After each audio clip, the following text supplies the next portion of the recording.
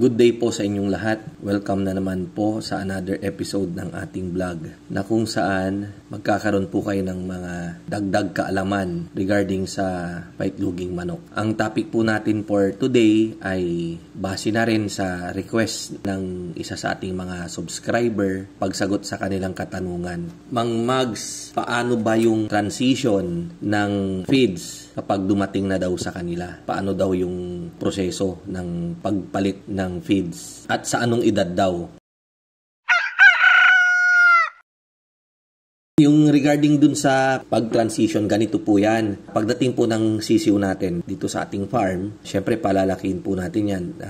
Day old po. Kapag day old, ang kinakain po ng mga yan ay chick booster. Ang nasa libro, ang turo, at least 2 weeks daw na pakakainin natin ng chick booster. Susunod natin yung chick starter and then chicken grower. And then after ng grower, developer na feeds. And then after ng developer, pre-lay. After ng pre-lay, laying layer 1 na, laying mash, layer crumble or layer pellet, depende po sa gusto ninyo. Na-explain ko naman po yung pagkakaiba ng mash, yung crumble at saka pellet. Tignan nyo po dyan, buklatin nyo po yung mga vlog natin. Dito po sa farm natin, ang practice po natin, yung chick booster, 1 buwan po namin pinapakain yan ng chick booster. Naniniwala po kasi ako na kapag maganda yung pundasyon ng ating mga alagang manok, ay maayos din silang mangitlog. Healthy po sila, lalaki po sila ng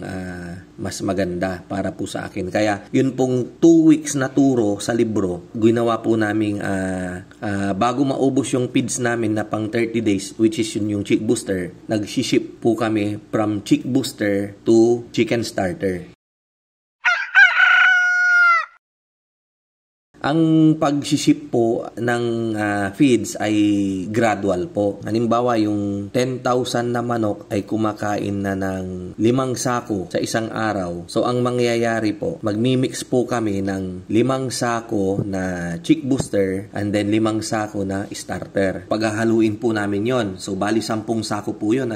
Yung 5 sako, yun po yung ipapakain natin for today. Yung 5 sako na natira, kasi 10 sako po yun na hinalo natin, the following day, ihahalo po natin yan. Kapag naubos na, ang isusunod po natin gawin na paghahalo ay 75% nung starter. Diba dati 50-50, 50% na booster, 50% na starter. On the third day, pag naubos na po yung 10 sako natin, mag-mix po ulit tayo ng 7.5 bags na chicken starter, 2.5 bags naman na chick booster. Pag naubos po nila yon, ang susunod na po ay 100% na po na starter ng ating mga sisiw na pinapalaki. Ganon din po yung sa mga susunod na araw. Ngayon, kapag mag-ship na po ulit tayo after ng starter, magiging grower na po. So, ganon na naman po yan. 50-50 after 2 days, 75-25. I-repeat nyo lang po yung procedure, yung process. Kaya lang po, dito po sa sa mga ibang lugar, wala pong available na pre-lay. Kaya ang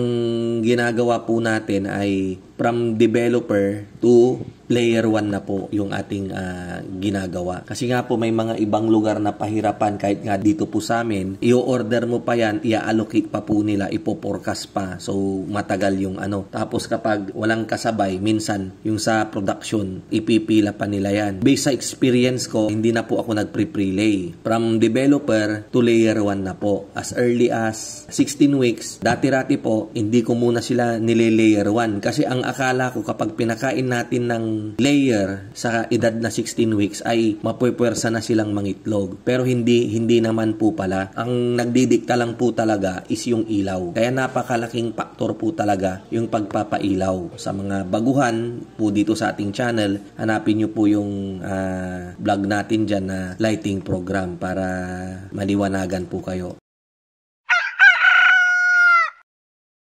Yung edad, yung tanong ng subscriber natin, 16 weeks po dito sa amin ay nagle-layer 1 na po kami. Kaya pagka-deliver po dyan sa inyo, pwede nyo na po silang i-layer 1. Ngayon, ang tanong, bakit kailangan yung pag-ship ay gradual, unti-unti?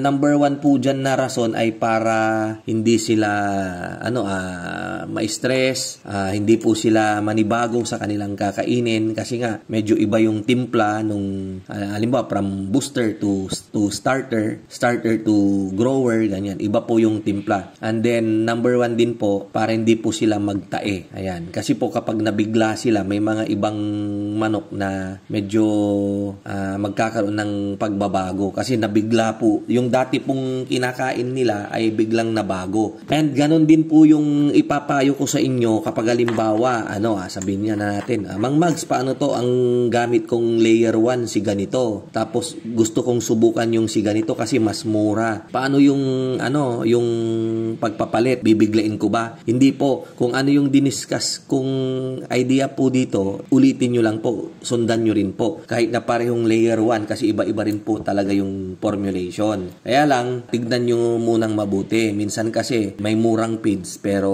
hindi rin kagandahan na gamitin. Mas maganda po, magtanong muna kayo. Dapat maging mapanuri po tayo. Kasi baka yung pinagtanungan ninyo ay gusto lang niyang iahente yung feeds na yon na kanyang gamit. Hanggang sa muli, sana nabigyan ko kayo ng another idea regarding sa yung transition ng feeds, tsaka kung anong edad.